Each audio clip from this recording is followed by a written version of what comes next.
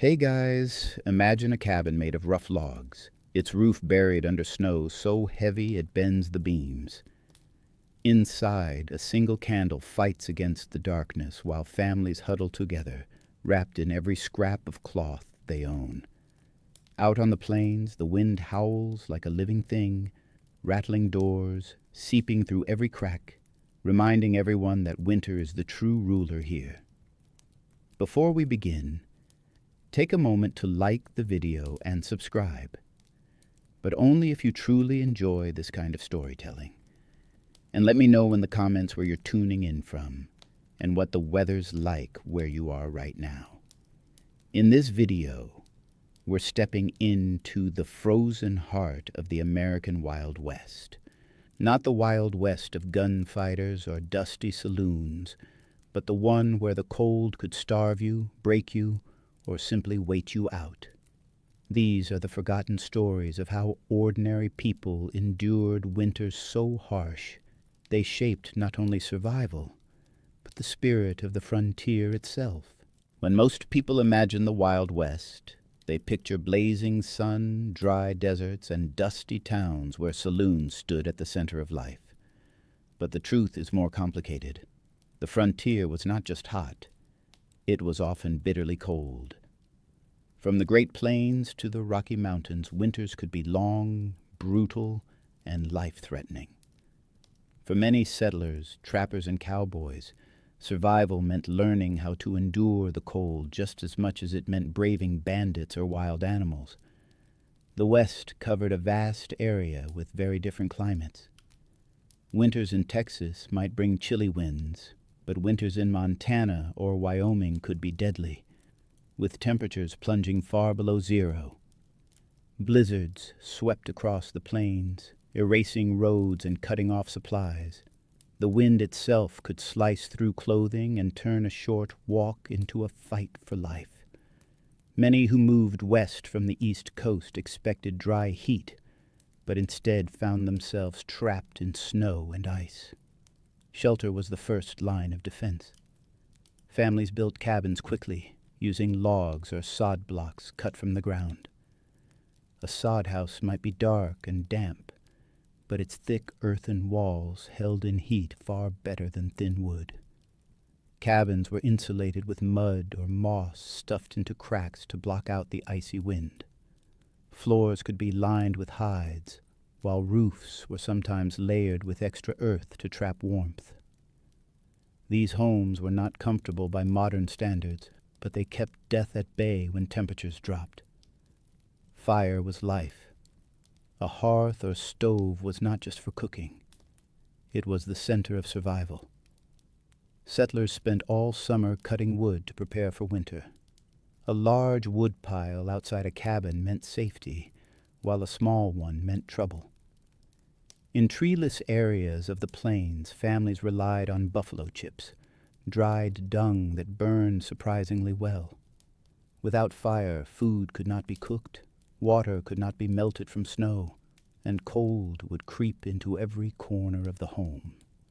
Clothing mattered just as much. Wool was treasured because it stayed warm even when damp. Cowboys and settlers alike bundled in thick coats, scarves, and mittens. Trappers and hunters wore furs, buffalo, bear, or deer skins, that provided strong protection against icy winds. Layering was essential because one exposed patch of skin could mean frostbite. Boots were lined with wool or fur, and even then, men riding long distances often suffered frozen toes. But winter's greatest danger wasn't always the cold itself. It was isolation. Snow cut off towns, blocked trails, and stranded families. Supply wagons often stopped coming for weeks at a time. Families had to ration flour, beans, and dried meat carefully. Some boiled leather or chewed on dried corn husks when food ran out. Hunger and cold together created misery that is hard to imagine today. Children grew up with chores shaped by the season, hauling water before it froze solid, stacking firewood and sealing windows against the wind. Adults learned to read the sky, recognizing the signs of a coming blizzard. Preparation was constant. Forgetting to store enough fuel or food could mean disaster. Long before settlers arrived, Native American tribes had mastered these environments. Plains tribes, for example, made warm clothing from buffalo hides, wearing the fur inward for insulation. Their teepees, when set up properly, could hold heat from a central fire, remaining surprisingly comfortable even in deep winter. They also moved seasonally, seeking sheltered valleys where food and firewood were easier to find. Settlers sometimes adopted these ideas, but many ignored them, suffering needlessly as a result. The Wild West may be remembered for duels, cattle drives, and gold rushes, but the quiet fight against the cold was just as defining. Life on the frontier demanded endurance, planning, and creativity. For those who survived, every winter was a test of grit, and passing that test was what allowed them to build new lives on the frozen edge of the American frontier. The Great Plains stretched endlessly across the center of North America, flat, open, and exposed. To many settlers, the land seemed full of promise in the summer, with tall grasses, fertile soil, and wide horizons. But when winter arrived, the very same openness became a deadly trap. With few trees and almost no natural barriers, the wind raced across the prairies without resistance, carrying blizzards that could bury entire towns under snow. The cold on the plains was not just about low temperatures, it was about the wind. A bitter, relentless wind could make even mild cold feel unbearable. A day that measured 20 degrees on the thermometer could feel like 20 below once the wind swept across the flatlands. Settlers spoke of how the icy gusts cut through clothing and stung their faces until their skin turned raw. Sometimes the snow didn't even fall gently. It came sideways, hurled across the prairie like tiny knives, reducing visibility to only a few feet. Blizzards were the great terror of the plains. They struck with little warning, sometimes rolling in on a clear day. One moment the horizon looked wide and calm. The next, a wall of white swallowed the land. Families who failed to prepare could quickly find themselves trapped. Doors became sealed shut by snowdrifts, windows iced over, and chimneys clogged with packed snow. Even inside a cabin, the storm seemed to creep in, whistling through gaps in the walls and chilling everything it touched. For people caught outside, survival became a desperate gamble. Farmers working their fields or herding animals sometimes had no time to reach shelter. Visibility dropped so quickly during a whiteout that even a short walk home could become impossible. Stories tell of settlers who tied ropes from their barn to their cabin so they could follow it safely back during a storm.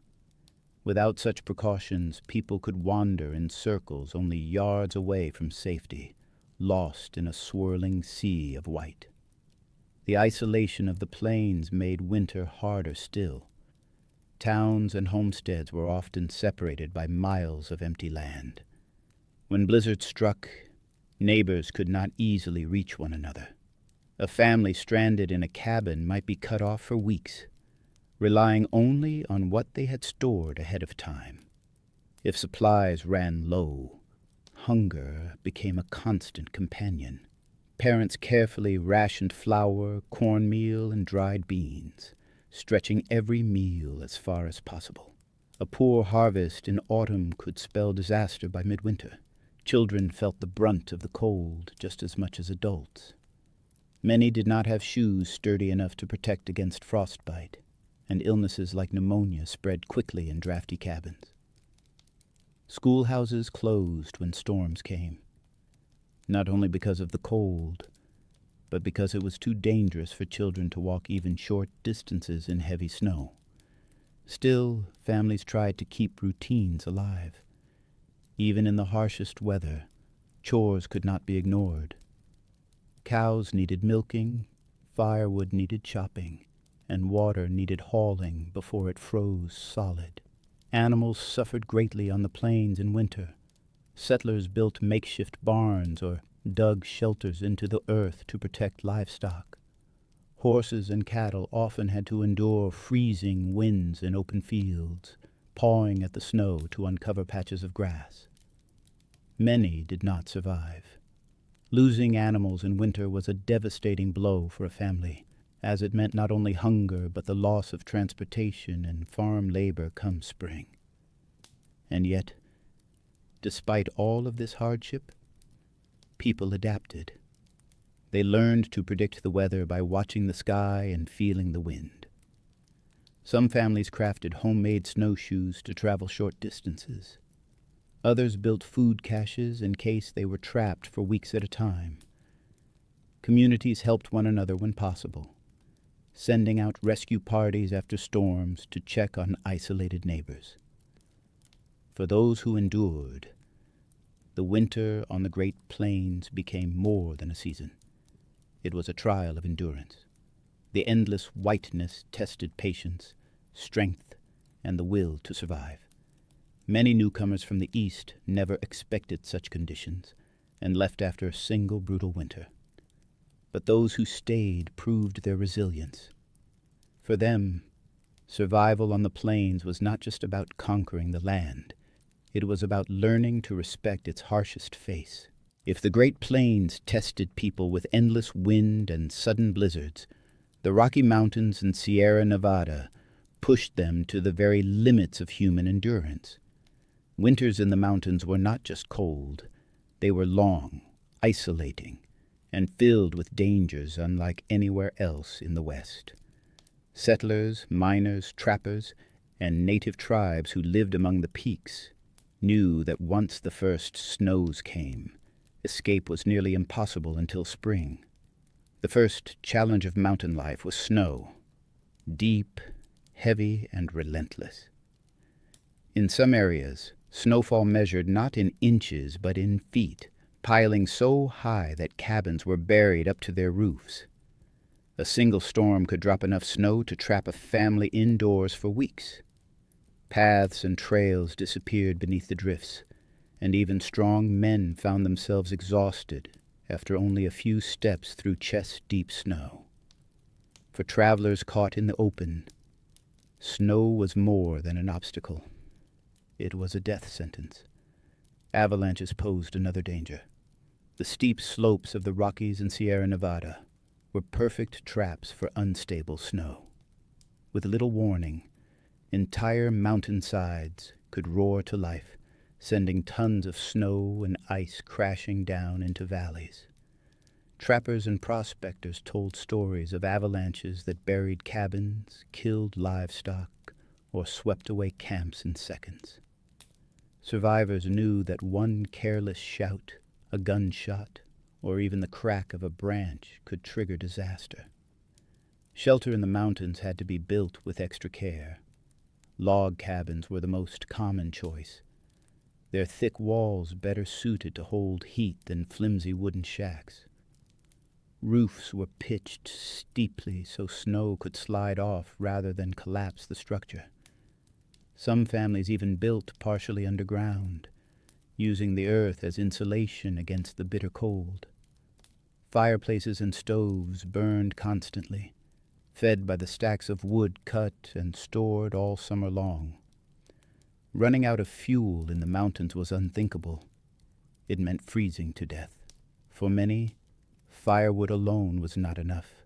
In mining towns, high in the Rockies, people turned to coal for heat when it could be mined nearby. Coal burned longer and hotter than wood, but it came with risks of smoke and poor ventilation in small cabins. Still, in a place where the outside temperature could stay below zero for weeks, people were willing to take the risk.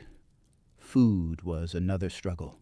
Farming was nearly impossible at high elevations, so families had to store provisions ahead of time or rely on hunting. Deer, elk, and smaller game like rabbits became essential sources of meat in winter.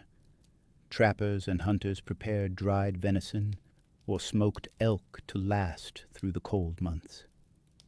Fishing in frozen rivers or lakes was sometimes possible by cutting holes in the ice, but it was exhausting and dangerous.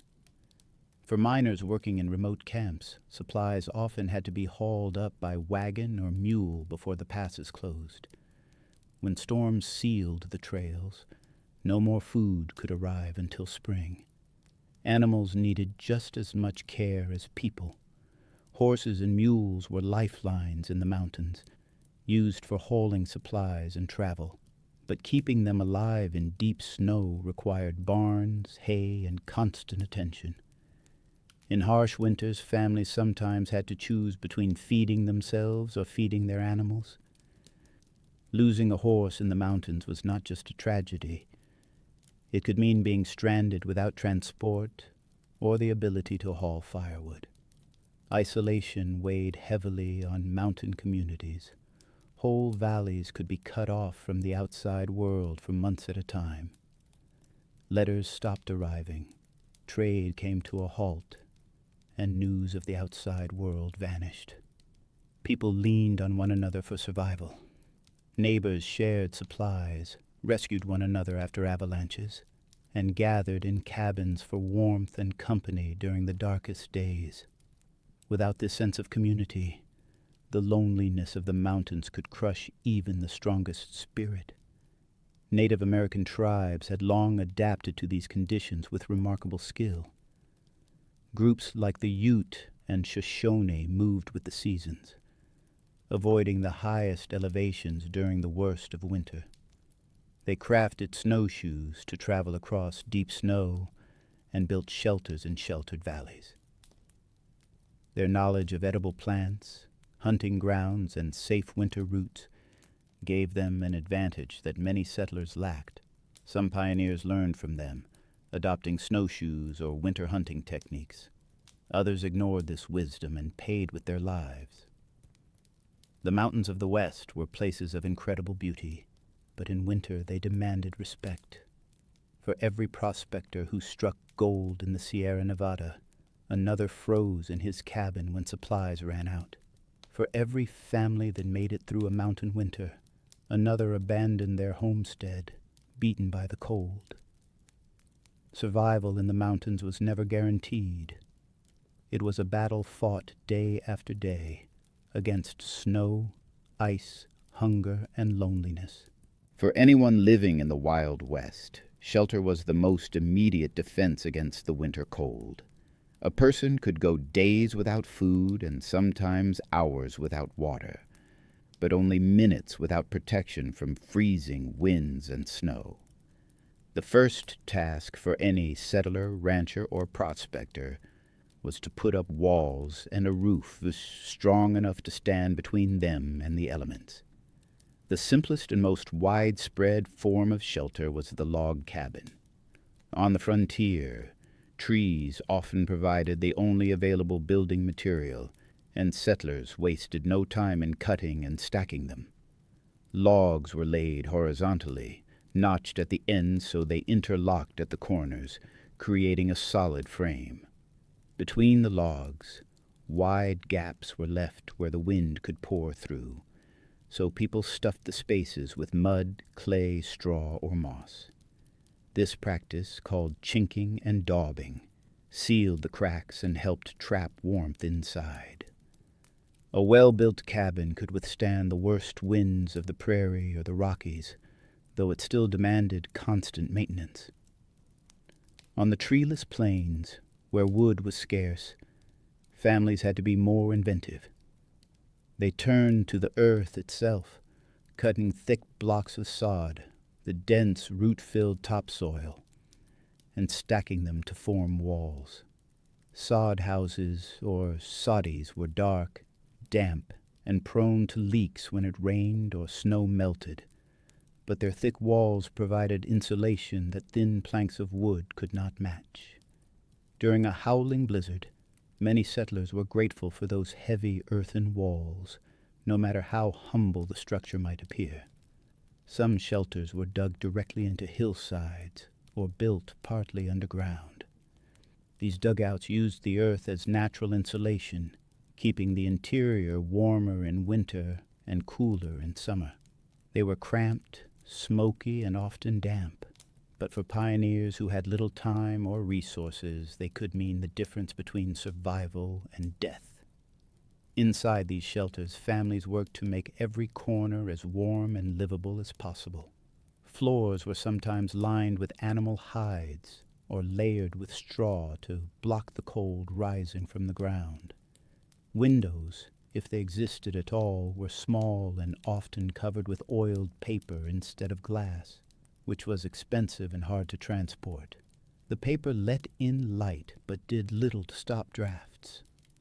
To combat the cold, many cabins relied on heavy quilts, furs, and wool blankets hung against the walls as makeshift insulation.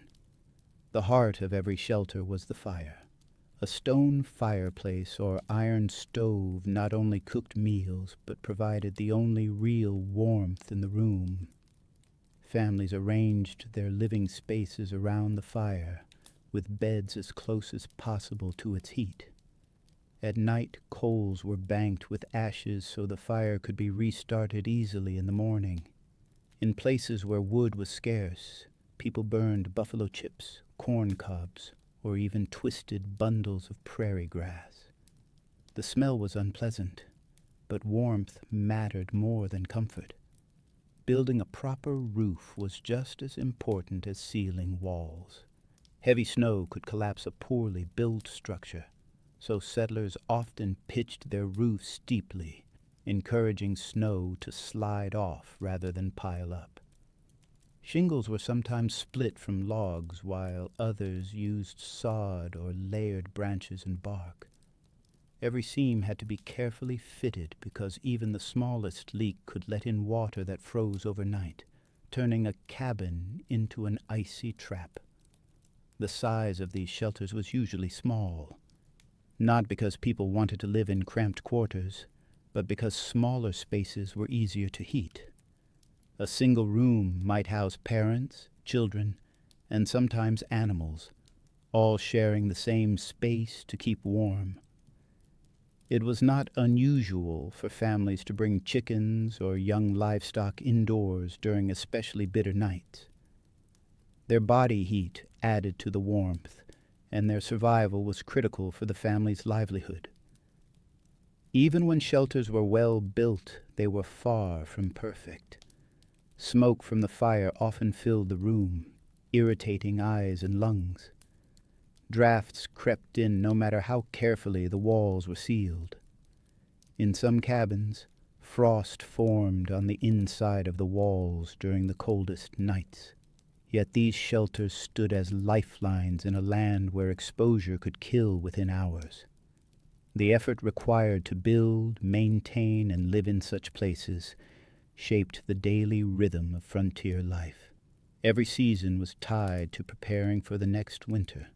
Wood had to be cut, roofs patched, cracks sealed, and supplies laid in. For families on the frontier, the measure of safety was not in comfort, but in whether their shelter could hold back the storm when it came. In the Wild West, nothing was more essential to survival in winter than fire. A good fire meant warmth, light, the ability to cook food, and the comfort of knowing that the night would not be spent shivering in the dark. Without fire, even the strongest shelter quickly turned into a freezing box. For families, trappers, and cowboys alike, keeping a flame alive was often the difference between life and death. The first challenge was fuel. In wooded regions of the Rockies or the northern plains, settlers cut down trees during the summer and split the logs into cords of firewood. This was hard, exhausting work, but it had to be done well before the first snow fell. A small woodpile might look neat, but in reality it spelled disaster. A proper supply meant stacks taller than a man and enough wood to feed a fire day and night for months. Families measured their safety by how much wood they had outside their cabin. In treeless parts of the Great Plains, people had to be creative. The most common fuel was buffalo chips, dried buffalo droppings that littered the prairie in abundance when herds still roamed. Though it may sound unpleasant, buffalo chips burned cleanly, produced steady heat, and had little odor once dried. Collecting them was often a chore for children, who carried baskets out to the fields to gather as much as possible before winter. Corn cobs, twisted bundles of prairie grass, and even dried sticks of sagebrush were also used when nothing else was available. Coal became another source of heat in mining regions. Where seams were accessible, coal was prized for its hotter, longer burn compared to wood. But it required careful ventilation. In small cabins, a poorly tended coal fire could fill the room with dangerous fumes. Still, for many families in the mountains, the benefits outweighed the risks. Once fuel was secure, the next challenge was starting and maintaining the fire. Matches were not always available, and flint and steel remained common tools.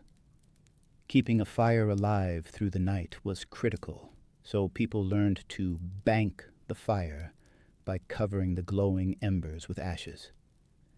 This trapped heat and allowed the coals to smolder until morning, when they could be stirred back into flame with fresh wood or chips. Losing the fire in the middle of a storm meant hours of cold and frustration trying to strike it back to life.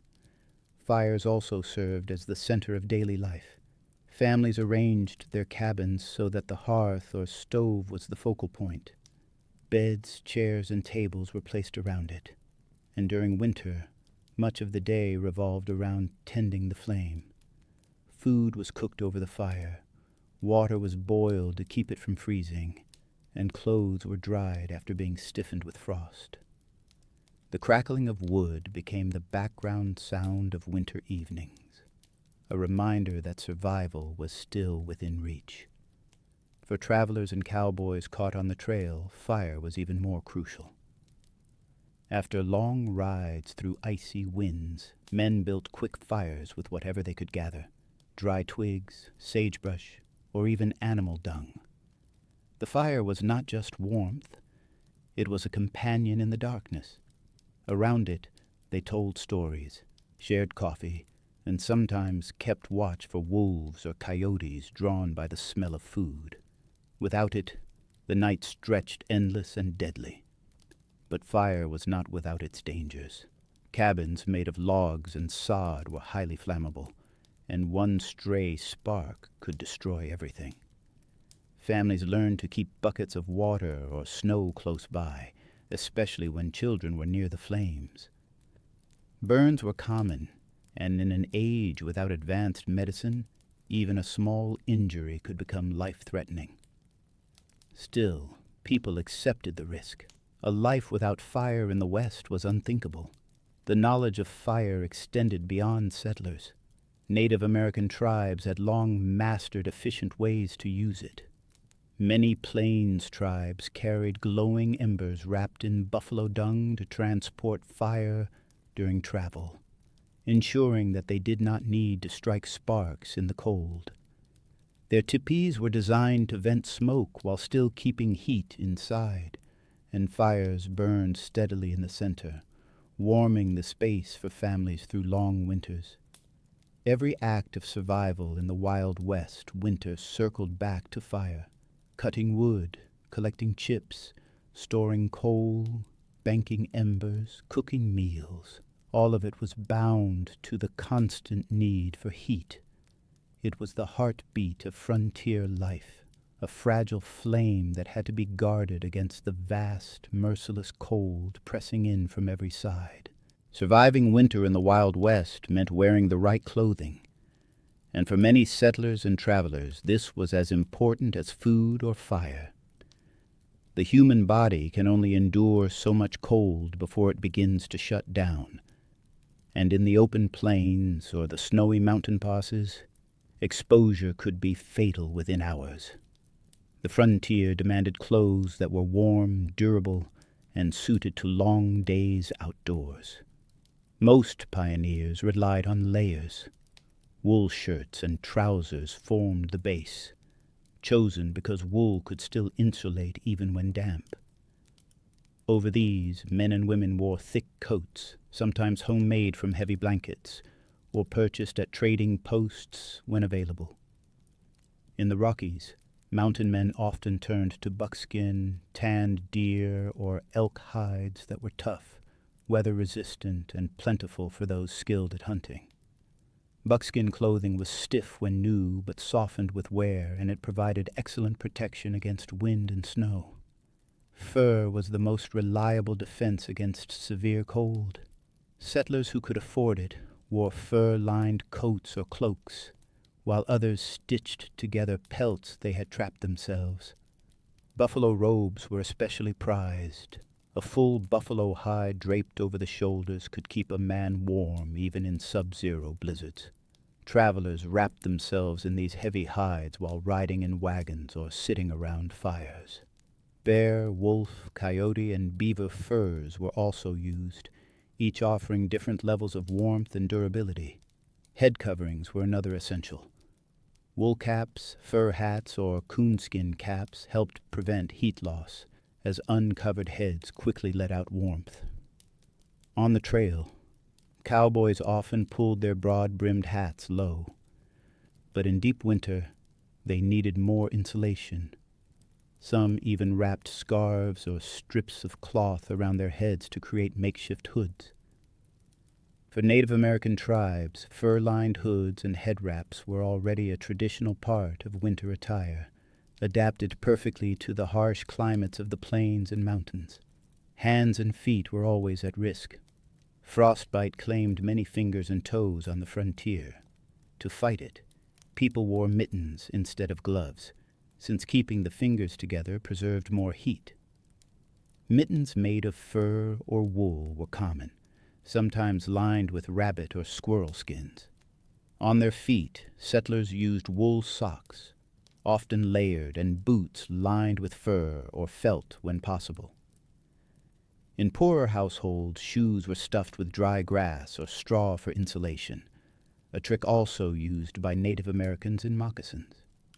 Moccasins, though not waterproof, were surprisingly effective winter footwear when paired with multiple layers of wool or fur inside. They were flexible, easy to repair, and quieter than heavy leather boots, which made them useful for hunters. Trappers often combined the two styles, using leather boots for long travel and switching to moccasins when stalking game in the snow. Clothing was not just about material, but also about preparation. Families spent the warmer months sewing, repairing, and patching clothes to make sure everything was ready before the first frost. A ripped coat or a hole in a pair of boots could mean serious trouble in January. Mothers and daughters often sat by firelight in autumn evenings, stitching wool shirts and knitting socks, building the family's defense against the cold. For cowboys, winter clothing was simpler but effective. Woolen long underwear, denim trousers, flannel shirts, sheepskin-lined coats, and heavy gloves became standard. They often wore chaps over trousers to block wind while riding. A wool scarf could be wrapped across the face to protect against biting winds. When riding across snow-covered plains, the combination of layers, a wide-brimmed hat, and a bedroll blanket often had to be enough. Native Americans had long developed some of the most effective winter wear.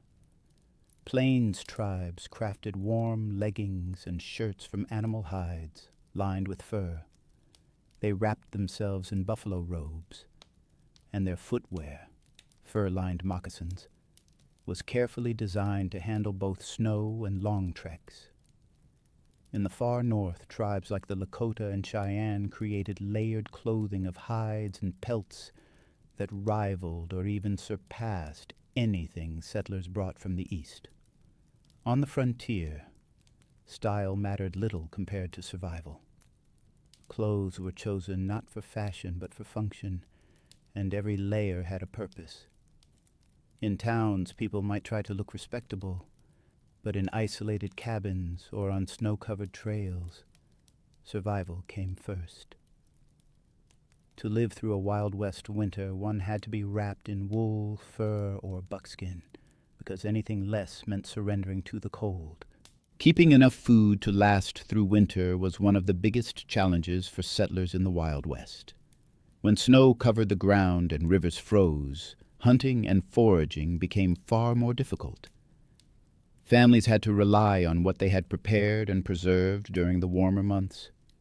Without these stores, survival could become uncertain very quickly. The most common method was drying. Meat from cattle, deer, or buffalo was sliced into thin strips and hung over racks near a fire or in the sun until all the moisture was gone. This made jerky, which could last for months if kept dry. It was tough to chew but packed with protein, and travelers often carried it in saddlebags for long journeys. Native Americans had long mastered this technique, combining dried meat with fat and berries to make pemmican, a dense food that provided both energy and nutrition during the coldest days. Smoking was another preservation method. Meat or fish was hung inside a smokehouse or over a low fire for days. The smoke not only dried the food but also added flavor and kept insects and bacteria away. Many frontier families built small smokehouses next to their cabins, using them in late autumn to prepare for the winter ahead. For vegetables and fruits, settlers used root cellars. These were dug-out storage rooms beneath the ground, where the earth's natural coolness preserved potatoes, carrots, apples, and squash for months. The cellars stayed above freezing, but cool enough to keep produce from spoiling. Families would line the floors with straw, stack barrels or crates, and carefully check for signs of rot. A well-stocked root cellar often meant the difference between a comfortable winter and hunger. Pickling and salting were also essential. Cucumbers, beans, and other vegetables could be packed into jars with vinegar and spices, creating pickles that lasted all season. Meats were often preserved with salt, either packed in barrels or rubbed directly onto cuts of pork or beef. The salt drew out moisture and prevented bacteria from spreading. Settlers who lived near trading posts often bought large sacks of salt just for this purpose. Canning, though still relatively new in the mid-19th century, slowly became more common. Glass jars sealed with wax or metal lids allowed families to store tomatoes, jams, and preserves for months without spoilage.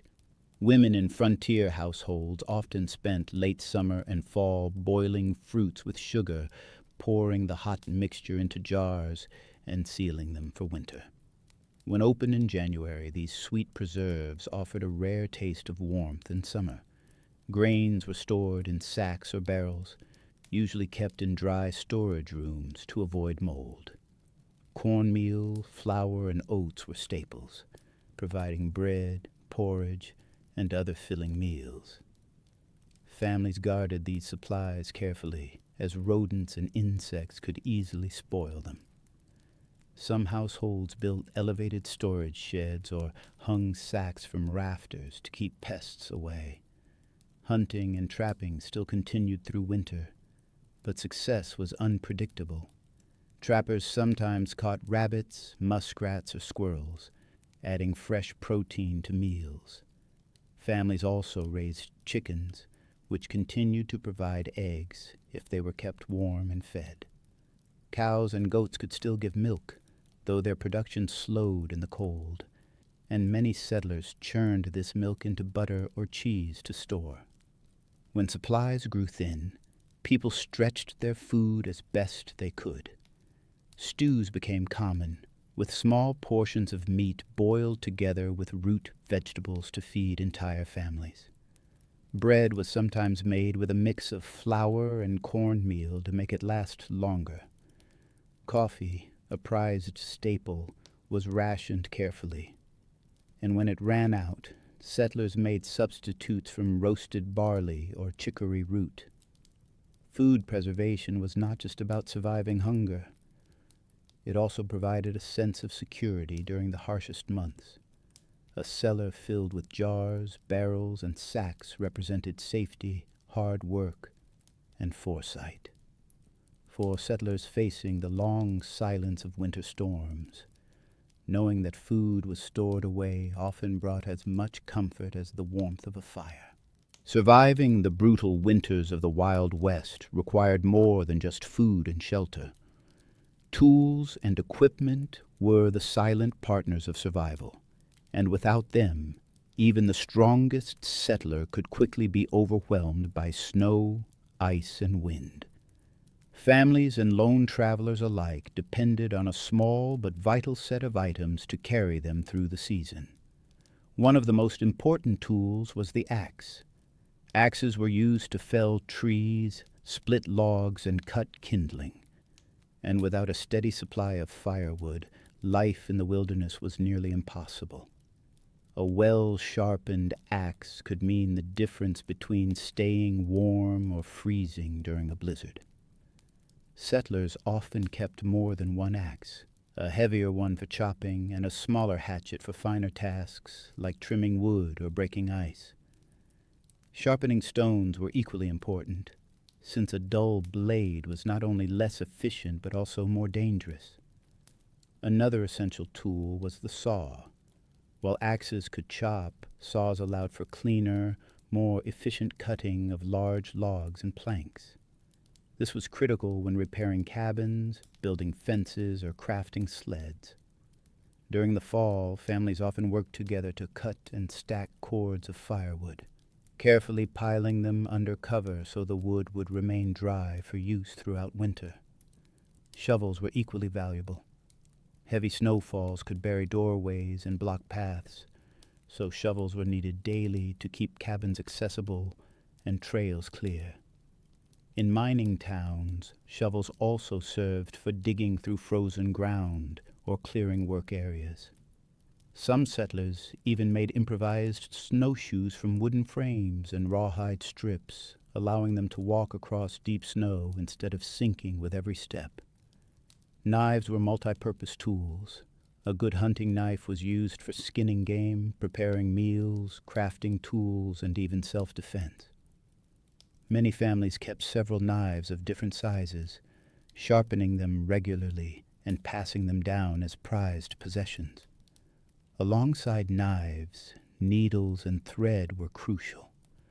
Warm clothing often needed patching, and without the ability to repair torn coats or blankets, survival could be threatened. Lighting equipment was another necessity. As winter days were short and nights long, lamps and candles lit the interior of cabins. Whale oil, tallow, or kerosene lamps allowed families to work, cook, and read after dark. Settlers often made candles at home, dipping wicks into melted animal fat and letting them harden. A small stockpile of candles or lamp oil was considered essential before the snow arrived. Metal pots and kettles were among the most treasured household tools. They were used for boiling water, cooking stews, and melting snow for drinking. Cast iron cookware, though heavy, was durable and retained heat well. Many settlers also relied on Dutch ovens, which could be buried in hot coals to slowly cook meals over several hours. Hunting equipment was a lifeline. Rifles and shotguns allowed families to supplement their food supplies with deer, rabbits, or game birds.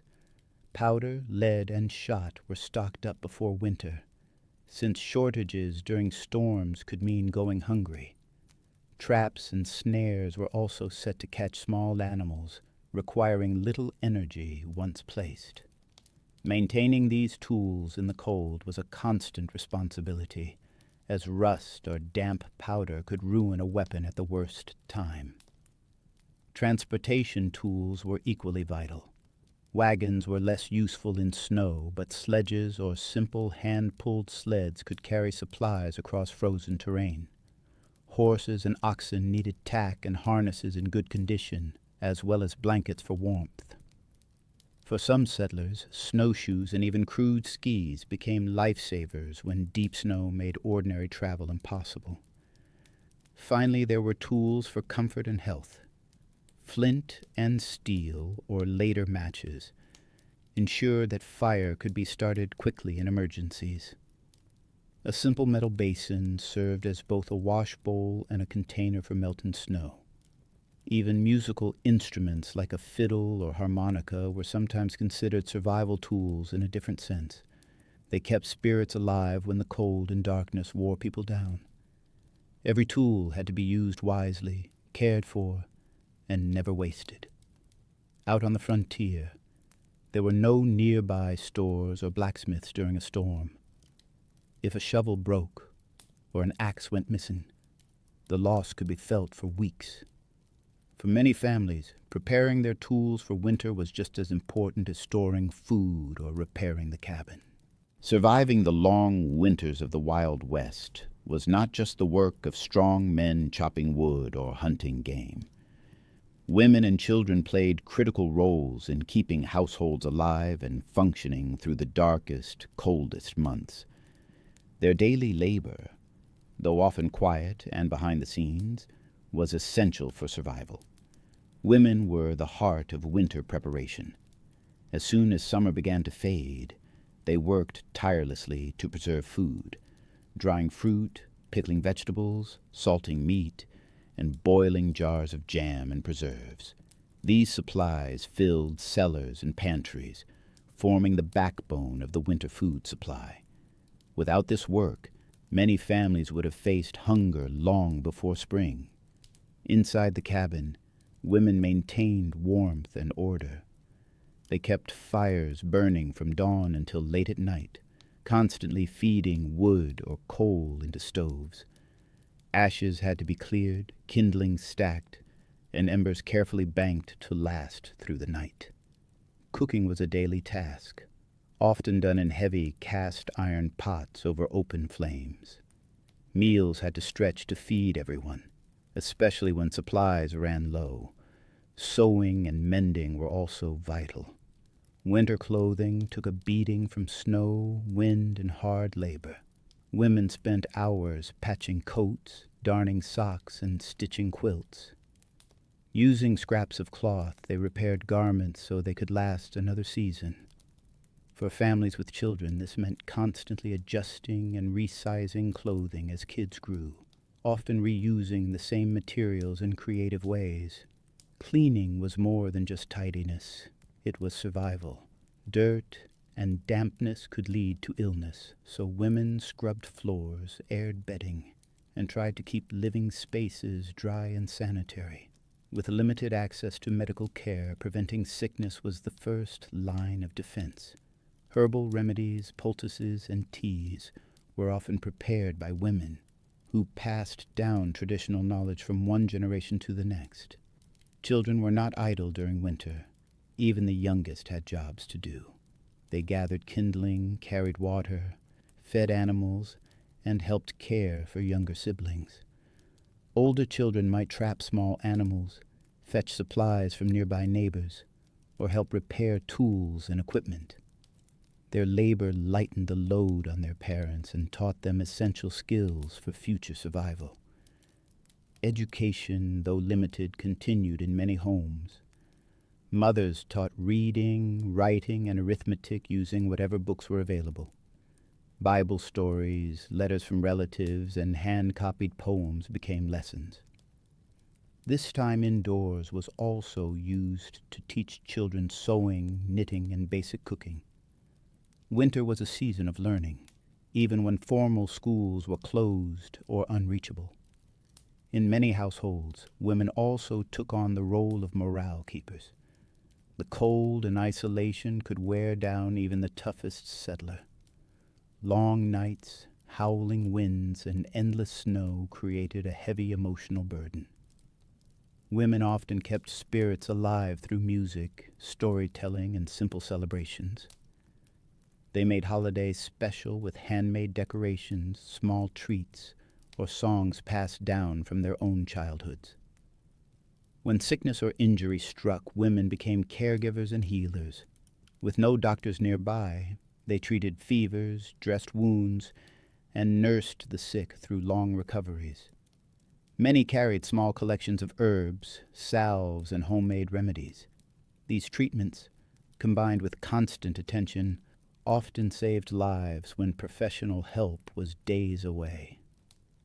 Community ties were also maintained through women.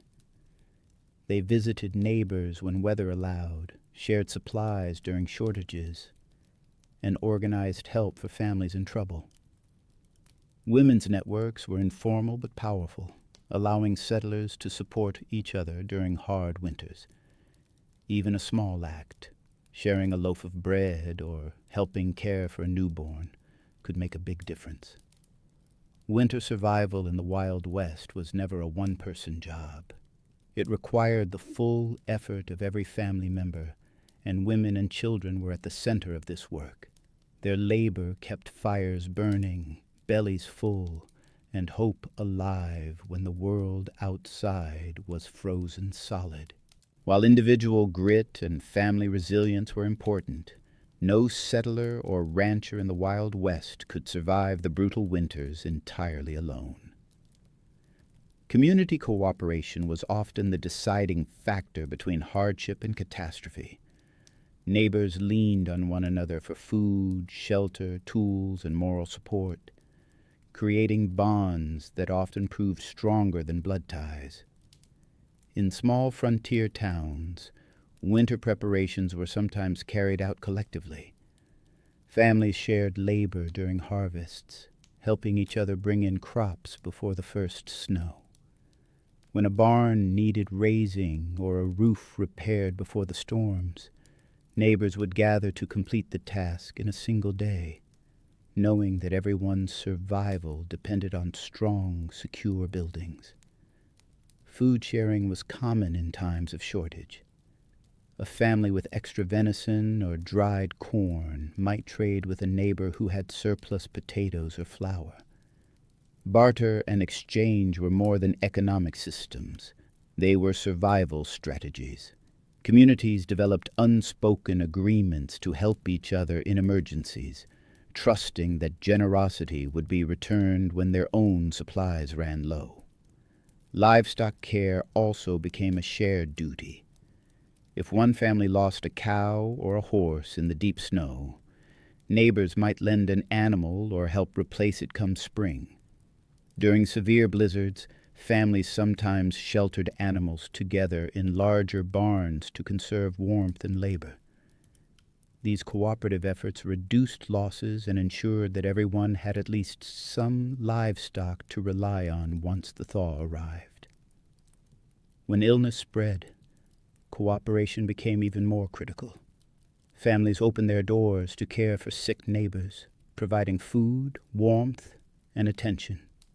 Women often moved between households, serving as healers, midwives, or caretakers. Men helped fetch supplies, chop wood for the infirm, or dig out paths to reach isolated cabins. In the absence of formal institutions, neighbors acted as doctors, nurses, and emergency responders. Isolation was one of the greatest threats during winter, and cooperation helped combat its effects. Social gatherings, barn dances, church services, quilting bees were not just for fun. They provided emotional relief, strengthened community bonds, and gave people reasons to look forward to the long weeks of cold.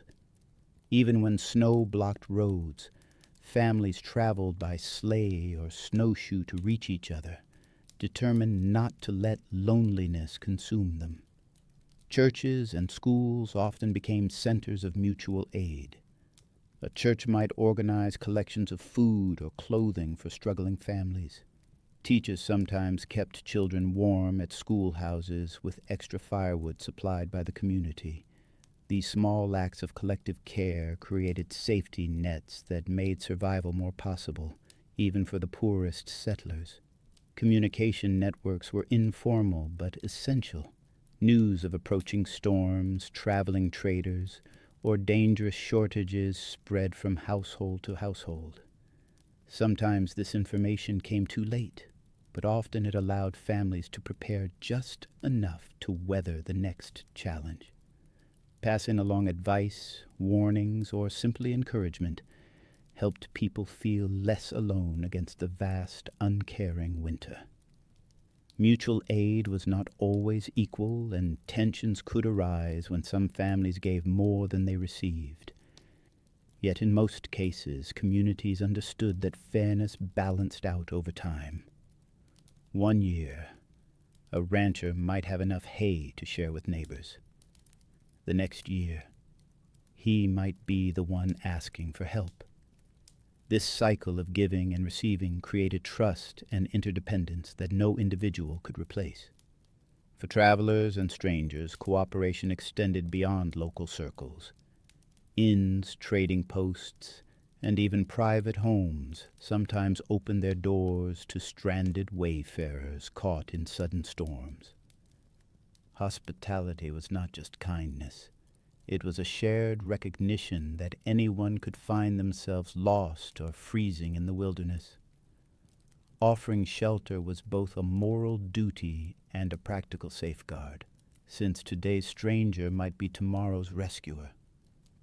Community cooperation turned isolated frontier outposts into networks of survival. Every act of sharing, whether food, warmth, or labor, was an investment in the survival of the whole. In a land where winter could easily claim the unprepared, neighbors became lifelines, and community became as essential as fire and shelter.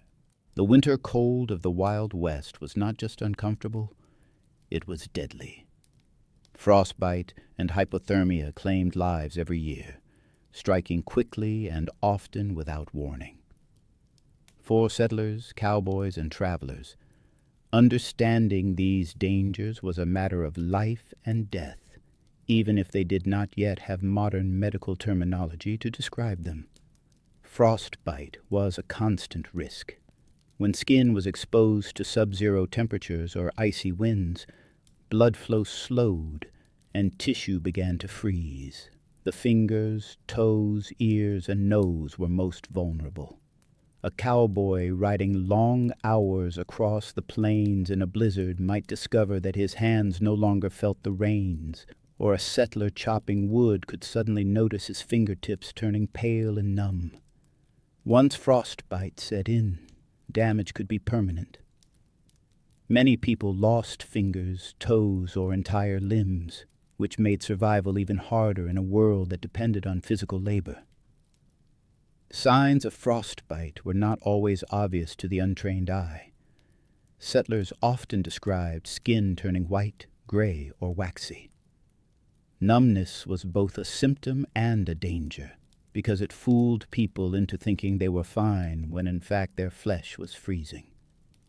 Some rubbed snow on affected areas, believing it would help, but in reality this only worsened the injury. Others tried to warm frost-bitten limbs by placing them close to a fire, which sometimes caused burns or tissue death. Without modern medical care, the treatments were crude, and survival often depended on luck as much as skill. Hypothermia was even more insidious.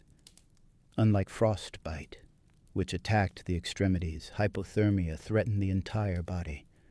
When a person's core temperature dropped too low, their heart and brain slowed down. Settlers who became wet from snow, sweat, or falling into icy water were especially at risk. Clothes that seemed warm when dry could become deadly when soaked, draining heat rapidly. Symptoms of hypothermia included uncontrollable shivering, confusion, slurred speech, and eventually exhaustion. Cowboys described companions who grew strangely calm or even cheerful as they collapsed in the snow, a deceptive stage where the body seemed to give up. Some victims simply lay down to rest and never got up again. The phrase freezing to death was not a metaphor on the frontier. It was a harsh reality that many families witnessed. Survival required both prevention and swift action. Settlers learned to layer clothing, keep fires burning through the night, and stay dry at all costs. Wet boots or socks could spell disaster, and families often hung garments close to the hearth to ensure they stayed warm for the next day. When someone showed signs of hypothermia, the immediate instinct was to get them near a fire, wrap them in blankets, and give them warm broth or tea. While not always effective, these measures sometimes saved lives. Travel during winter carried particular danger. Stagecoach drivers and riders on long cattle drives were known to wrap themselves in heavy buffalo robes, but even then frostbite and hypothermia struck. Stranded travelers caught in blizzards often huddled together for warmth, using shared body heat to keep one another alive. Lone travelers rarely fared so well. Stories of wanderers discovered frozen stiff on the prairie served as grim warnings for others to avoid unnecessary journeys in deep winter. Children and the elderly were especially vulnerable. Parents did everything possible to keep infants near the fire and wrapped in layers of cloth, while older settlers often struggled with circulation and fatigue, making them prime targets for frostbite. Neighbors sometimes checked on widows or aging ranchers, knowing that one cold night without enough wood could be fatal. Animals, too, suffered from the cold. Frostbite could strike the ears and tails of cattle or horses left in the wind, weakening livestock that families depended on for survival. Protecting both people and animals from the freezing bite of winter became a constant struggle. Even with all precautions, the Wild West winter exacted a steady toll. Fingers blackened, toes were lost, and bodies weakened by exposure often succumbed to illness. The dangers of frostbite and hypothermia reminded settlers that survival was not only about skill and toughness, but also about vigilance. One careless mistake, one moment of underestimating the cold, could cost a life. Fire was the heart of survival in the Wild West winter. Without fire, food could not be cooked, water could not be boiled, and freezing cabins would quickly become tombs. Yet keeping a steady fire going in harsh conditions was far from easy. Settlers, ranchers, and travelers all faced the same problem. Fuel was limited, fires were unpredictable, and the cold was relentless. On the frontier, wood was the most common fuel, but not every region had the same abundance. In the wooded foothills of the Rockies or along river valleys, settlers could chop timber and stack cords of firewood before the snows arrived. But out on the open plains, where trees were scarce, families relied on buffalo chips, dried grasses, and even twisted bundles of sagebrush to feed their stoves. These substitutes did not burn as hot or as long as real wood, which meant families often had to tend the fire constantly, day and night. Building a fire outdoors was one challenge, but keeping one alive inside a cabin presented others. Early homesteads often had little more than a stone hearth or mud-lined fireplace. Smoke seeped into the room, and drafts carried away much of the heat. Later, as iron stoves became more widely available, life improved slightly. A cast-iron stove could heat a single room more efficiently and allowed settlers to cook and boil water at the same time. But stoves were expensive, heavy to transport, and difficult to repair when something went wrong. For those lucky enough to own a stove, another problem soon appeared. Fuel consumption. A stove might need constant feeding through the night to keep a cabin livable.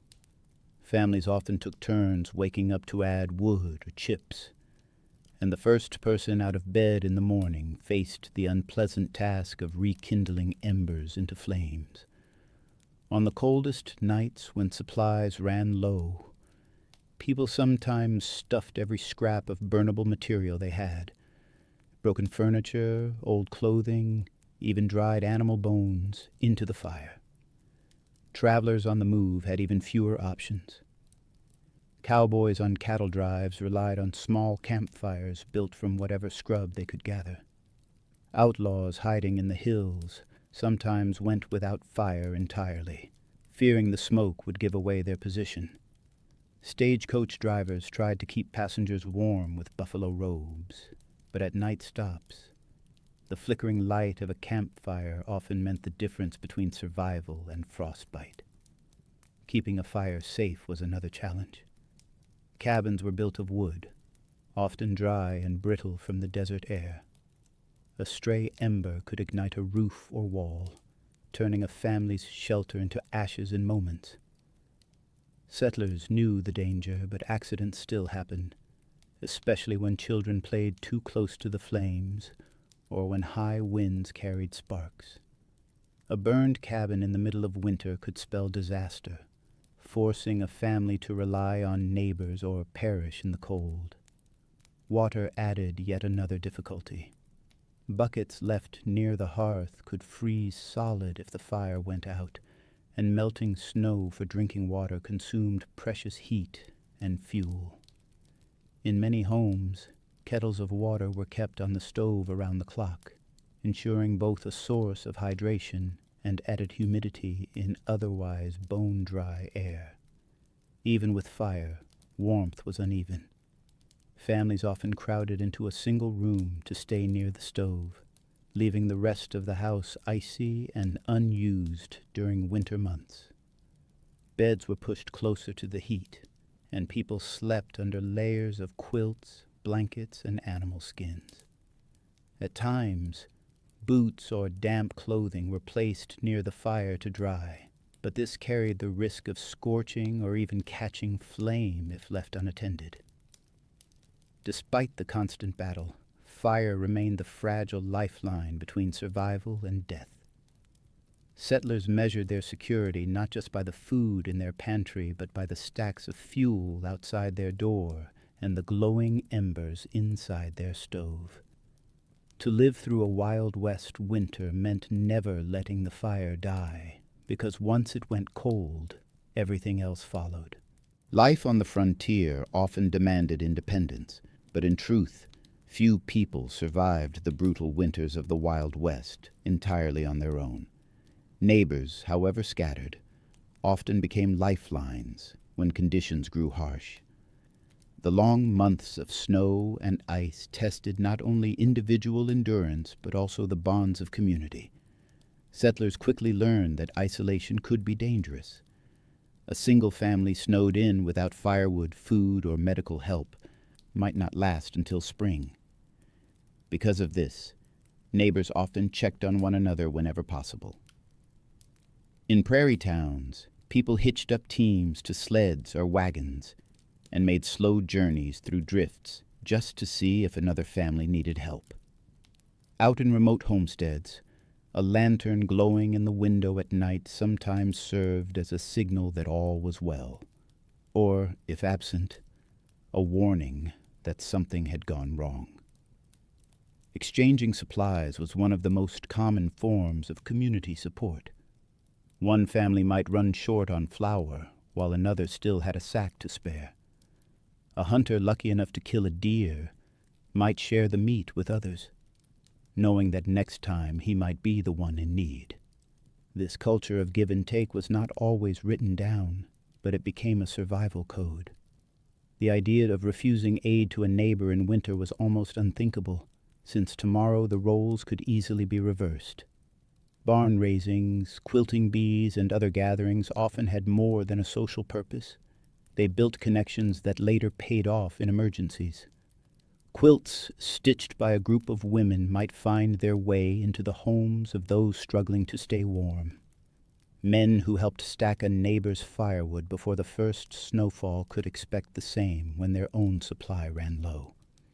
These acts of cooperation turned scattered settlers into something resembling extended families. Churches, schools, and general stores also served as hubs for mutual aid.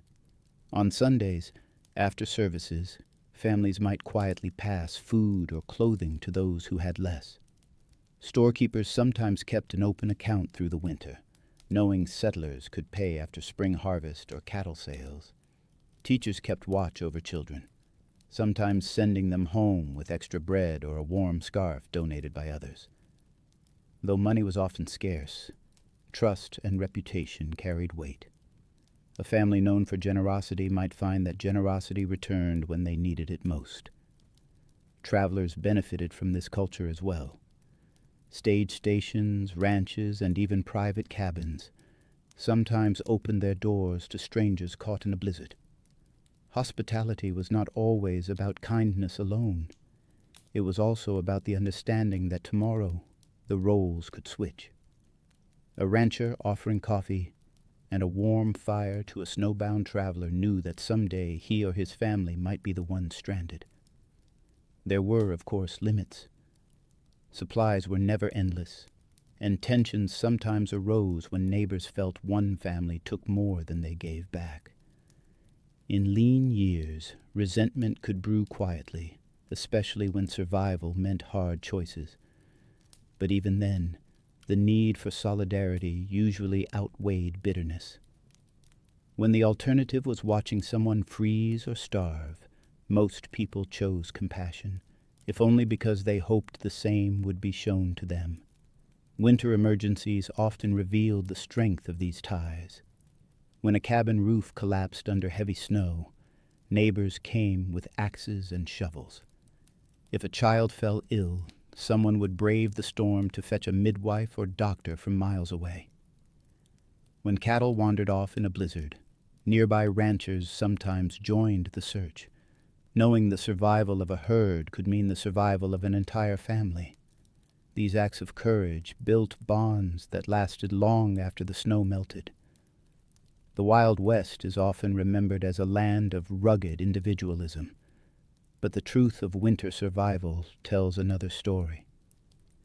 It was a world where lanterns in distant windows gave comfort, where footsteps in the snow meant help was coming, and where the strongest tool against the cold was not just fire or food, but the presence of other human beings. The cold of the Wild West was not just an enemy in itself.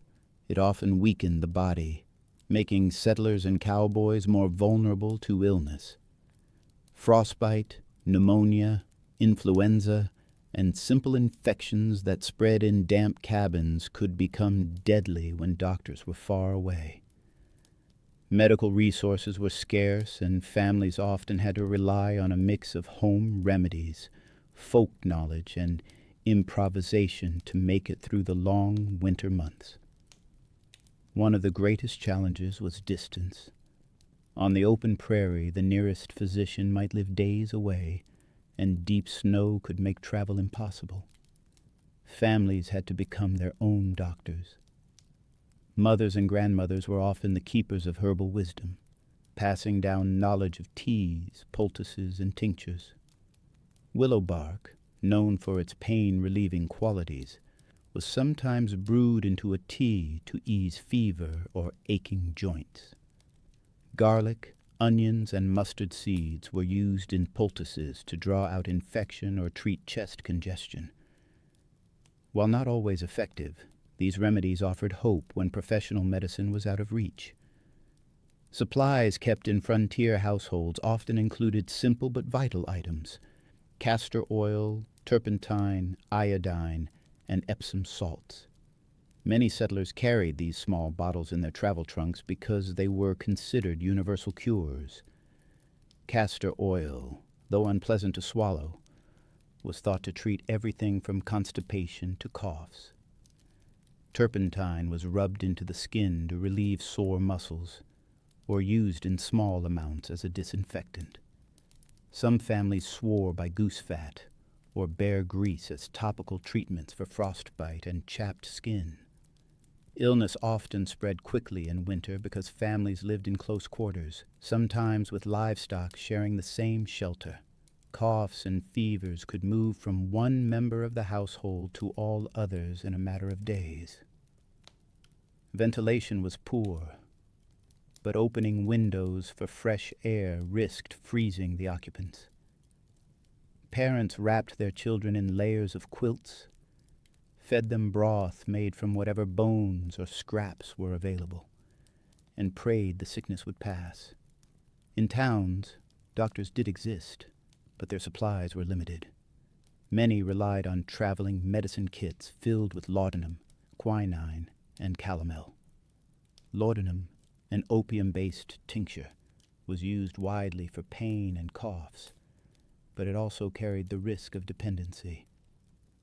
Quinine, when available, helped treat fevers and chills associated with malaria or other illnesses.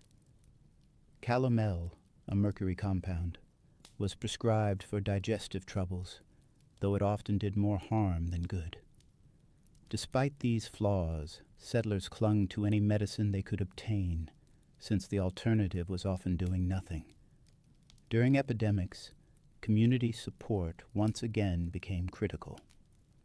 If measles, diphtheria, or influenza broke out, neighbors might take in children from stricken households or share what little remedies they had. Some towns closed schools and churches temporarily, hoping to stop the spread. Others called upon traveling preachers or midwives who doubled as healers, bringing both spiritual comfort and practical care. Prevention was as important as treatment. Settlers bundled themselves in wool and fur to avoid exposure. Ranchers tried to avoid working in wet clothes, since dampness was believed to invite illness. Food preservation played a role, too. Families who had stored enough dried fruit and vegetables were less likely to suffer from scurvy or malnutrition-related weakness.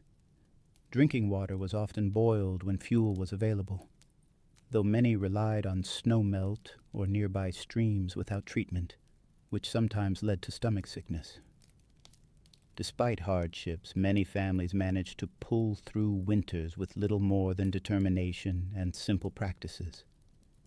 Rest, warmth, and time often did more good than the harsh medicines of the era. When spring arrived, survivors carried with them not only relief but also stories of endurance, memories of nights spent nursing a fevered child, of neighbors who risked the storm to bring herbs or broth, and of prayers whispered beside smoky lanterns. These experiences shaped frontier resilience, reminding everyone that survival depended as much on care and patience as on strength. While the cold of the Wild West could freeze a man's body, the long nights and isolation could just as easily weigh down his mind. Winter days were short, and in many regions, the sun set by late afternoon, leaving families in darkness for nearly 2/3 of the day. Without modern lighting, time stretched slowly. The endless quiet, broken only by the wind, could bring on a heaviness of spirit that was just as dangerous as hunger or frostbite.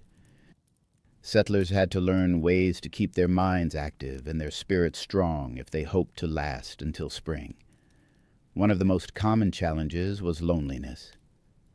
For cowboys snowed in at a line shack, or a family cut off from neighbors by impassable roads, human contact might vanish for weeks. This isolation was particularly hard on women and children who were used to more social interaction. Cabin fever, a restless, irritable state caused by confinement, was well known on the frontier. Families coped by creating routines, marking each day with small tasks that gave structure to time. Chores like mending clothes, splitting kindling, or sewing quilts became more than work. They were anchors against despair. Storytelling was a lifeline. In the dim glow of lanterns or firelight, families gathered to share tales from memory, ranging from old folk tales to stories of their own travels west. Children were entertained with riddles and songs, while adults often retold family histories to keep traditions alive. The spoken word carried immense power in the absence of books and newspapers, and it gave people a sense of connection even in the bleakest hours. For those who could read, the Bible and a handful of other volumes might be the only books in the house. Passages were read aloud, sometimes every night, offering not just spiritual comfort, but also a rhythm to break up the monotony. Some households copied passages by hand, or practiced penmanship by candlelight, turning the act into a meditative task that filled empty hours. Music, too, played its part. A fiddle, harmonica, or simply voices, lifted in song, could transform a dark cabin into a place of warmth and togetherness. Mental strain was not only about boredom or isolation. Fear was a constant presence. Parents worried about food supplies running low, about sickness spreading among their children, about a blizzard sealing them in for weeks. Cowboys feared their cattle freezing in the fields, or wolves prowling too close to the homestead. These worries could spiral in the stillness of night, feeding anxiety. Prayer circles, family devotions, and even solitary moments of reflection helped many settlers manage their fears by framing them within a sense of purpose and faith. Communities that lived close enough together sometimes combated the darkness with gatherings. Barn dances, quilting bees, or church services, even if they required trudging through snow, offered opportunities to laugh, talk, and remind one another that they were not alone. These events were not frivolous. They were survival strategies for the spirit. A neighbor's smile or a shared joke might provide the encouragement someone needed to endure another week of winter. The act of planning for spring also helped. Settlers made lists of seeds to plant, sketched out improvements for barns, and repaired tools in anticipation of warmer days. Cowboys stranded in cabins whittled wood into handles, toys, or tools. This forward-looking mindset gave meaning to the present struggle by tying it to a hopeful future. Children were often drawn into these plans, learning from their parents about the cycles of planting, calving, and harvest that would return once the snow melted. Some individuals did falter under the strain. There are stories of men who wandered off into snowstorms, overcome by hopelessness, or of families who abandoned their claims after one too many winters. But many more endured by clinging to their routines, their stories, their songs, and above all, their sense of community. The darkness was long, but settlers found ways to fill it with purpose, and in doing so, they discovered that survival was not just about keeping the body alive, but also protecting the mind from despair. When settlers moved into the Wild West, they were not entering empty land. Native peoples had lived there for countless generations and had already developed survival strategies that matched the harsh demands of winter. While many settlers struggled, some learned to adapt by observing and, at times, adopting native practices. Without these lessons, many homesteaders and travelers might not have endured their first brutal seasons on the frontier. One of the first lessons was clothing. Native tribes understood the value of dressing in layers made from animal hides and furs. Deer, elk, and buffalo provided thick, insulating skins that were fashioned into robes, leggings, and moccasins. Unlike the wool or cotton garments settlers brought from the east, these materials were suited to extreme cold and offered protection against wet snow. Settlers who adopted moccasins often found them warmer and more flexible than their heavy boots. In some cases, fur-lined hoods and mittens borrowed from native styles became standard for those who learned the hard way that Eastern fashions were inadequate. Food preservation was another area where native knowledge proved essential. Tribes across the West used drying and smoking to create portable, long-lasting foods like jerky and pemmican. Pemmican, a mixture of dried meat, rendered fat, and berries, could last for months without spoiling, and provided dense energy during lean times. Settlers who encountered it often incorporated the idea into their own food stores, realizing it was far more reliable than the salted pork or flour-based rations they had relied on. In severe winters, having something so compact and nourishing could mean the difference between survival and starvation. Native peoples also taught settlers how to read the land in winter. They knew how to track animals through snow, how to find sheltered valleys where game might gather, and how to use natural landmarks to avoid getting lost in blizzards. The practice of building snow shelters, such as simple windbreaks or insulated dugouts, came from generations of observation. These skills were not written down but passed orally and through demonstration. Settlers who paid attention discovered that surviving winter was as much about knowledge of the environment as it was about strength. Traveling in winter posed its own risks, and native methods often guided safer choices. Snowshoes, invented long before Europeans arrived, allowed people to move across deep snow without sinking. Some settlers adopted them after realizing horses and wagons were nearly useless in certain terrains. Dog sleds, used in northern regions, inspired frontier adaptations for hauling supplies. Even the timing of travel, choosing to move at dawn when the snow was firmer, or resting at midday when glare made navigation difficult, came from native practices. Beyond practical skills, native peoples also carried a deep cultural understanding of winter as a season to respect, not fight against. Many tribes viewed the cold months as a time of storytelling, teaching, and renewal. This perspective shaped their endurance. Rather than seeing winter only as an enemy, they treated it as part of the natural cycle. Settlers who absorbed some of this outlook often found the mental strain easier to bear. Adopting a mindset of patience and rhythm, using winter for repair, reflection, and preparation, helped them endure the months when physical work was limited. Interactions between settlers and native peoples were not always peaceful, but necessity sometimes broke down barriers. Accounts tell of native neighbors offering food to starving families or showing them how to construct warmer shelters.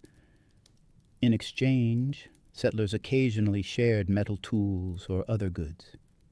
These exchanges were rarely equal and often overshadowed by broader conflicts. But at the level of survival, practical knowledge passed from native hands to settler households kept many alive. By blending what they brought from the East with what they learned on the frontier, settlers created new hybrid ways of enduring winter. The heavy buffalo robes seen wrapped around wagon drivers, the pemmican tucked into travel bags, the snowshoes hanging by cabin doors, all bore the imprint of native wisdom. Even as tensions and displacement grew, the fact remained. Much of what allowed settlers to survive came directly from the people who had weathered those same winters for centuries. Despite all the skills, adaptations, and borrowed knowledge, the Wild West was a place where winter could still defeat even the strongest. For many families and travelers, the season was not just a test of endurance. It was the end of their story. The brutal cold, heavy snows and relentless storms claimed lives every year, and the tragedies that unfolded left deep scars on frontier memory. Perhaps the most notorious case is the Donner Party of 1846. Caught in the Sierra Nevada by early snow, the emigrant group found themselves trapped in the mountains with dwindling supplies. Their wagons had broken down, their oxen perished, and hunting yielded little in the deep snow. Hunger gnawed away at them until desperation led to the unthinkable: cannibalism. The story shocked the nation, not only for its horror, but because it revealed how fragile human plans could be in the face of nature's indifference. The Donner Party's fate became a cautionary tale, reminding later travelers of the stakes when winter closed in. But the Donner Party was not the only disaster. Across the plains and mountains, winter ambushes took many forms. Blizzards could arrive suddenly, with skies clear one moment and whiteout conditions the next. Livestock died in drifts. Travelers froze just feet from safety, and families huddled in cabins as supplies ran out. For pioneers unprepared, even a single miscalculation, setting out too late, underestimating snowfall, or relying on poor maps could lead to disaster. One lesser-known tragedy struck in 1856 with the Mormon handcart companies. Hundreds of immigrants traveling to Utah with only hand-pulled carts were caught in early snowstorms in Wyoming. With thin clothing, little food, and no shelter, dozens perished along the trail. Survivors described frost-bitten limbs, starving children, and nights where prayers were the only shield against the cold. Rescuers eventually reached them, but not before the journey left a legacy of grief and resilience. The dangers weren't limited to travelers. Homesteads themselves could become death traps. Chimneys clogged with ice caused deadly fires when sparks caught wooden roofs. Families suffocated when snow piled high enough to block cabin doors and windows. Sickness also spread in the cramped, smoke-filled shelters where people remained trapped for weeks. Pneumonia, influenza, and diphtheria often claimed children and the elderly, making winter not only a battle with cold, but with invisible enemies that thrived in closed quarters. The livestock economy of the frontier also bore witness to winter devastation. Ranchers in the northern plains dreaded white winters, where cattle herds froze or starved en masse. One of the most catastrophic seasons was the winter of 1886 to 1887, remembered by cattlemen as the Great Die-Up. Temperatures plunged, snow buried the range, and tens of thousands of cattle perished. Cowboys described riding through fields of frozen carcasses, a sight that ended the era of open-range ranching and forced ranchers to adopt new methods like storing hay and building shelters. Winter's tragedies were sometimes deeply personal. Diaries tell of fathers leaving home to fetch supplies and never returning, their bodies discovered months later when the snow melted. Children wandered from cabins in blizzards, disoriented by swirling snow, only to be found lifeless a short distance away.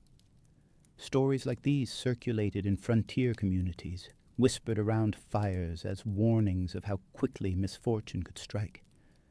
Even towns were not immune. In mining camps, avalanches swept through with little warning, burying cabins and killing dozens in moments. Avalanches in the Sierra Nevada, Colorado Rockies, and Montana became infamous, and the sound of cracking snow could silence entire camps with fear. Miners learned to build cabins away from steep slopes, but accidents continued year after year. Despite the horror, these tragedies also taught survivors hard lessons.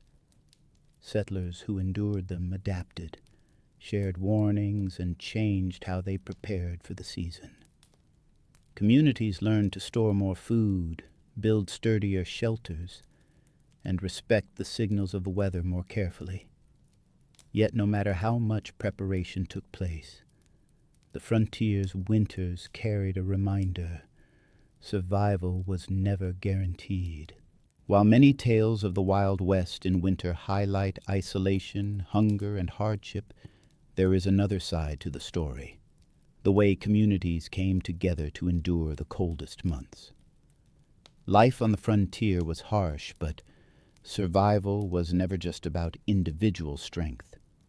More often, it was about the bonds between families, neighbors, and fellow travelers who learned that cooperation was the surest path through winter. In small towns that began to dot the plains and mountains, winter became a season of shared effort.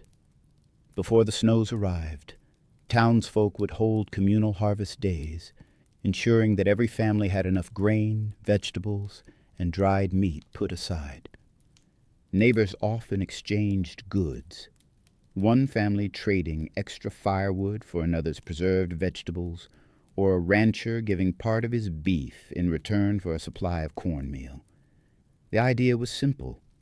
If everyone contributed, no one would be left entirely without. When storms closed in, households often shared shelter. Families crowded together in the warmest cabins, pooling resources and companionship. This closeness reduced firewood consumption, conserved food, and provided comfort during long nights. In these cramped quarters, storytelling, singing, and prayer took on great importance. They were not just diversions, but ways to remind everyone that endurance was possible. Religious and social organizations also played a role. Churches, even the smallest wooden ones, became gathering places where supplies were redistributed and mutual aid was organized. Ministers or priests would often take on the task of visiting isolated families, carrying both food and moral encouragement. In mining towns, fraternal lodges like the Freemasons or Odd Fellows organized relief funds, distributing coal, blankets, or medicine to members in need. Community resilience was especially visible during emergencies. If a blizzard struck suddenly and a family's roof collapsed, neighbors would risk the cold to dig them out and provide shelter. If livestock herds were trapped in snowdrifts, groups of ranchers would band together to free them, knowing that the survival of animals meant survival for everyone's livelihoods. The dangers were too great for anyone to face alone, and so solidarity became a practical necessity. Travelers stranded in small towns often became the beneficiaries of this communal spirit. Inns and private homes opened their doors to strangers when storms cut off the roads. In diaries, travelers wrote with gratitude about being taken in by families who had little to spare but still shared their bread and fire. On the frontier, generosity was often repaid in kind later, when roles were reversed and the helper became the one in need. Children, too, had their part in community survival. Winter tasks often required their energy, fetching water from holes cut in frozen rivers, helping feed livestock, or assisting with food preparation. Yet, they also became carriers of morale, their games and laughter breaking the monotony of endless cold nights. Schools, when they remained open, doubled as community centers where neighbors gathered for meetings or celebrations that lightened the heavy season. Festivities were another form of resilience. Even in the bleakest conditions, communities celebrated Christmas, New Year's, or local traditions with whatever resources they had. A cabin decorated with pine boughs, a meal shared among many, or the simple exchange of handmade gifts lifted spirits and strengthened bonds. These small acts of celebration were reminders that life was more than mere survival. Communication between distant farms and settlements was often maintained through brave riders or couriers who carried letters, supplies, or news despite the cold. The arrival of a letter from back east or a newspaper weeks old was enough to rally morale. Communities cherished such contact as proof that they were not forgotten in their frozen isolation.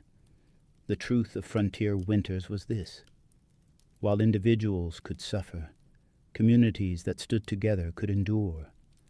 Shared resources, mutual care, and collective spirit often meant the difference between life and death. In a land where nature's power was overwhelming, the bonds of human fellowship became the warmest shelter of all. On the frontier, where the cold winds swept across endless plains and snowstorms could bury entire homesteads, faith was more than a matter of religion. It was a source of strength that gave settlers and travelers a reason to keep going when conditions seemed unbearable. Spiritual beliefs, prayers, and rituals were woven into daily survival, serving as both comfort and discipline in the long winters. Churches, when they existed, were often the heart of spiritual life. Many towns built their first place of worship before schools or courthouses, a reflection of how central faith was in shaping resilience. In small wooden chapels, candles flickered against frosted windows while ministers preached about endurance, divine providence, and the hope of spring. Even when food was scarce, families would gather for Sunday services, sharing warmth and companionship as much as prayer. For isolated families living miles from the nearest settlement, faith was practiced at home. A Bible or hymnal was often among the most cherished possessions carried westward. Families read scripture aloud by the fire, sang hymns, and prayed for protection against the cold. These rituals provided rhythm to the days and a reminder that suffering had meaning, that endurance would be rewarded. Frontier preachers, sometimes called circuit riders, played an essential role in carrying spiritual encouragement across great distances. These men braved snow, wind, and freezing nights to bring sermons, sacraments, and comfort to scattered communities. Their arrival was often a celebrated event, for they brought not only words of faith but also news, guidance, and the reassurance that the settlers were not forgotten by the wider world. Faith also intersected with practical survival. Many settlers believed that the hardships of winter were tests of character, challenges meant to strengthen the soul. This belief turned suffering into purpose, giving people courage to face hunger or isolation without despair. A snowstorm that destroyed crops could be interpreted as a trial from God, encouraging perseverance rather than resignation. Native American spiritual traditions offered another dimension to surviving the cold. Tribes of the Great Plains, for instance, had ceremonies to honor the spirits of winter and to seek harmony with the harsh season. The Lakota held the Wiwanyang Wachipi, or sun dance, and though it was not tied directly to winter, it reflected a world view that understood endurance as a sacred act. Winter counts, pictorial calendars kept by Plains tribes, also recorded the great hardships and lessons of each year, reminding communities of their strength in surviving past winters. Immigrants from different parts of the world brought their own religious customs to the Wild West. Scandinavian settlers carried Lutheran traditions of communal prayer and celebration. German families kept Advent rituals alive even in log cabins, and Irish Catholics held fast to the rosary as a source of strength. These cultural practices not only comforted individuals, but also enriched the communities with diverse ways of expressing faith during the hardest months. During times of crisis, spiritual leaders provided calm. When disease swept through a camp or when food ran low, ministers, priests, or tribal healers guided people with words that lifted despair. They reminded communities that survival was not only a physical struggle but also a spiritual journey where unity, compassion, and trust in something greater than oneself could keep despair at bay. Faith also shaped the moral bonds of frontier life. Families who believed in charity often shared their scarce food with neighbors, guided by biblical or cultural teachings. Communities built around shared beliefs were more likely to support one another in times of scarcity, seeing mutual aid not just as necessity, but as duty. Winter in the Wild West could strip away illusions of control, leaving settlers to face the raw power of nature. In those moments, faith became the invisible blanket that wrapped around them, whether through prayer whispered over a dying fire, hymns sung in frozen chapels, or ceremonies honoring the spirits of the land. Spiritual strength gave people the will to hold on until spring returned. The survival strategies people developed in the brutal cold of the Wild West left behind more than just stories of endurance. They created a legacy, a blueprint for resilience that echoed through generations. When families spoke about their grandparents who braved the snowstorms of Wyoming or the frozen prairies of Dakota, they weren't only telling tales of hardship. They were passing down lessons in adaptability, resourcefulness, and faith in the possibility of building a life even where nature seemed determined to push them back. The image of the frontier is often painted with dust, sun, and gun smoke, but winter was just as much a defining factor in shaping Western character. The ways settlers handled the cold influenced their identity. Building sturdy cabins, finding ways to preserve food, learning to depend on neighbors, and even cultivating rituals of faith. These elements became woven into the cultural memory of the West. Without them, the myth of the rugged pioneer would never have taken root so deeply. Children who grew up on frontier homesteads carried these survival habits into adulthood. They learned early that winter demanded preparation, chopping firewood, helping to salt meat, mending clothes, and caring for livestock weren't just chores, but acts of survival training. These skills became second nature, and even as towns grew and railroads brought easier access to supplies, the old habits never fully disappeared. Communities remembered winters not only by the weather, but by the trials and triumphs they survived together. Oral histories and diaries often record winters as markers in time. The winter of the Great Blizzard, the winter when half the cattle froze, or the winter when we all gathered in the schoolhouse for warmth.